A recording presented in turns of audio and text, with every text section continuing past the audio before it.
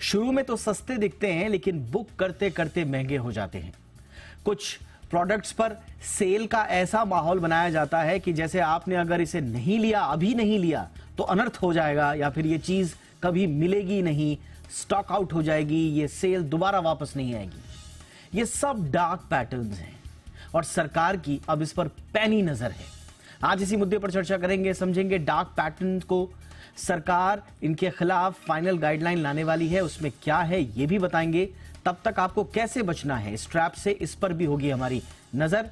लेकिन पहले ये बहुत ही दिलचस्प रिपोर्ट देख लीजिए, डार्क पैटर्न फ्रॉड पर डंडा। उसके बाद खास मेहमानों से चर्चा।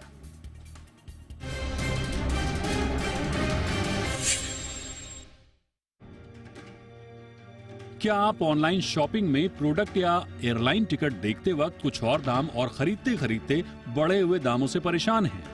क्या एयर टिकट्स में फ्री वेब चेक इन के बाद आपको सीट्स के लिए पैसे देने पड़ते हैं? क्या आपके मोबाइल पर बार बार ऐसे नोटिफिकेशंस या मैसेज या कॉल्स आते हैं कि आपको थक हार कर हाँ ही बोलना पड़ता है, वगैरह वगैरह।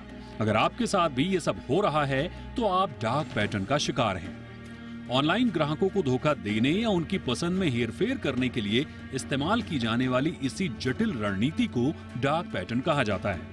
सरकार के मुताबिक देश में 75 मशहूर ई कॉमर्स वेबसाइट में 97% मशहूर ई कॉमर्स वेबसाइट कम से कम एक डार्क पैटर्न का इस्तेमाल कर रहे हैं। यही वजह है कि सरकार ने डार्क पैटर्न से पार पाने का बीड़ा उठा लिया है। आगे बढ़ने से पहले जरा डार्क पैटर्न को अच्छे से समझिए। डार्क पैटर्न दरअसल एक अनैतिक यूजर इंटरफेस या यूजर एक्सपीरियंस है। कंपनियों की ओर से ये यूजर्स को भ्रमित करने या उनसे कुछ ऐसा करने के लिए डिजाइन किए गए हैं जो वे नहीं करना चाहते। इनमें किसी वेबसाइट या ऐप पर जाते ही आपको कुछ गैर जरूरी ऑप्शन दिखेंगे, या आपको महंगे प्रोडक्ट खरीदने के लिए मजबूर करेंगे, या पहले दिखाए गए दाम से ज्यादा वसूली करेंगे। इनका मकसद कंज्यूमर का डाटा इकट्ठा करना भी हो सकता है। साथ ही पेड रिव्यूज दिखाकर प्रोडक्ट बेचना इसी में शामिल है। कुल मिलाकर मैनिपुलेटेड यूजर इंटरफेस को ही डार्क पैटर्न कहते हैं। यूजर एक्सपीरियंस डिजाइनर हैरी ब्रिगनल ने सबसे पहले इसे डार्क पैटर्न नाम दिया था। भारत में अब तक उपभोक्ता मामलों के मंत्रालय की ओर से 13 तरह के डार्क पैटर्न पता किए गए हैं। इनमें फॉल्स अर्जेंसी शामिल है, यानी अभी नहीं खरीदा तो दाम बढ़ जाएगा। बास्केट स्निकिंग, जिसमें यूजर की सहमति के बिना प्रोडक्ट खरीद में चुपचाप अतिरिक्त आइटम जैसे उत्पाद, सेवाएं या दान जोड़ना शामिल है। कंफर्म शेमिंग, इसमें यूजर को कोई सर्विस या प्रोडक्ट नहीं खरीदने पर ऐसा महसूस कराया जाता है जैसे वो कोई अपराध या शर्मिंदगी का काम कर रहा हो। इसके अलावा फोर्स्ड एक्शन, उपभोक्ता को ऐसे काम करने पर बाध्य किया जाता है जिसके लिए वो शायद तैयार ना हो, मसलन सेवा या प्रोडक्ट को लेने के लिए जबरदस्ती साइन अप करवाना। सब्सक्रिप्शन ट्रैप, जिसमें सब्सक्राइब करना तो बहुत आसान कर दिया जाता है लेकिन कैंसिल करना मुश्किल, जैसे कैंसिल ऑप्शन छिपा देना या मल्टीपल स्टेप से प्रक्रिया लंबी कर देना।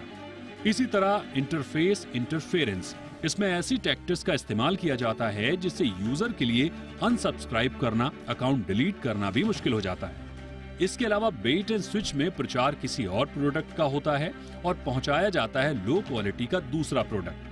ड्रिप प्राइसिंग में प्रोडक्ट या सर्विस कम कीमत की दिखती है लेकिन ऑर्डर करते करते छिपी हुई शर्तों के कारण कीमतें बढ़ जाती हैं। डिस्गाइज्ड एड में ऐसा प्रचार शामिल है जो किसी न्यूज आर्टिकल या न्यूज आइटम की तरह नजर आए, और इसी तरह नैगिंग में यूजर से बार बार एक ही चीज मांगना या पॉपअप या नोटिफिकेशन से बार बार यूजर को उत्पाद खरीदने के लिए जबरदस्ती सहमत करने की टैक्टिस आती है। डार्क पैटर्न पूरी दुनिया के लिए चिंता का विषय बना हुआ है, लेकिन भारत दुनिया का पहला ऐसा देश बन चुका है जहां इसकी रोकथाम का काम शुरू हो चुका है।